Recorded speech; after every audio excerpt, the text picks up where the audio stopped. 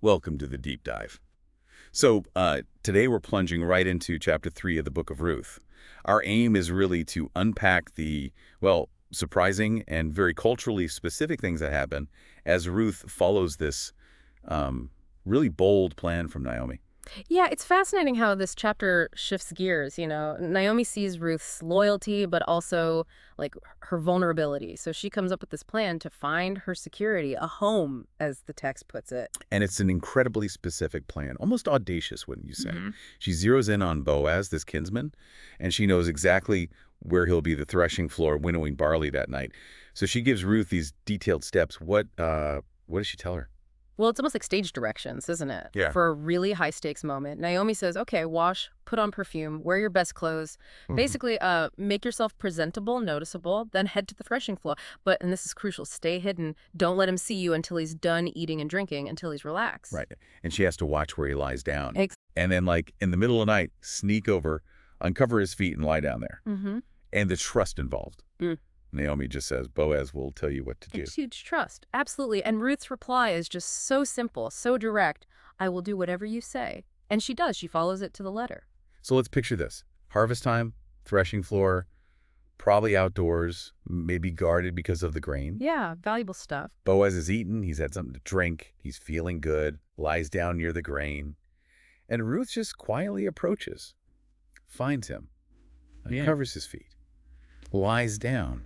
That must have taken serious courage. Oh, absolutely. Imagine the nerve. Yeah. And then, middle of the night, Boaz wakes up startled. There's someone there. A woman Yeah. at his feet. Talk about tension. Right. And Ruth identifies herself straight away, your servant Ruth. But then she makes this very specific, very culturally loaded request. What does she say exactly? She asks him to spread the corner of your garment over me, since you are a kinsman redeemer. Spread the corner of your garment. What's the significance of that phrase? Well, in that culture, it was a really symbolic act. Spreading your cloak or garment over someone meant offering protection, taking them under your care.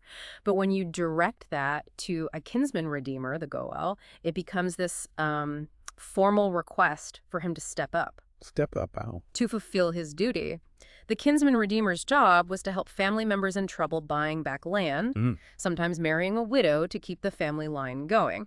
So Ruth is essentially asking for that protection, that redemption, which includes marriage. Wow, okay. So on the threshing floor in the middle of the night, she's basically proposing marriage but grounding it in custom and law. How does Boaz react? His reaction is amazing, actually. He doesn't rebuke her. He blesses her immediately, calls her a woman of noble character. That's the exact same term as shetchel, used for the ideal wife in Proverbs 31. And he praises this act, saying it shows even greater kindness and loyalty than her devotion to Naomi before, because she didn't go chasing after younger men, maybe richer ones. So he sees her character, respects the request, despite how unusual the setting is. Definitely. He gets it. Okay, so Naomi's plan seems to be working. He's receptive, but there's a snag, right? Yes, and it's a big one. Boaz says, yes, I am a kinsman redeemer, and I'm willing. Boetzi, he reveals there's actually someone else, another kinsman who is closer related than he is. The plot thickens. Right. According to custom, that nearer kinsman gets the first right of refusal. He has the primary obligation. So it's not settled yet. The outcome still hangs in the balance. But Boaz does make a promise. A very strong one. He swears an oath, invoking the Lord, that if this other guy doesn't want to redeem her, then he absolutely will. He commits to seeing it through. Okay, and Ruth stays there till just before dawn. Yeah, she leaves while it's still dark, so no one can easily recognize her.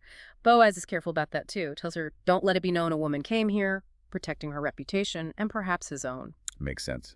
And he doesn't send her away empty-handed. No, definitely not. He gives her a really generous amount, 6 measures of barley, poured right into her shawl.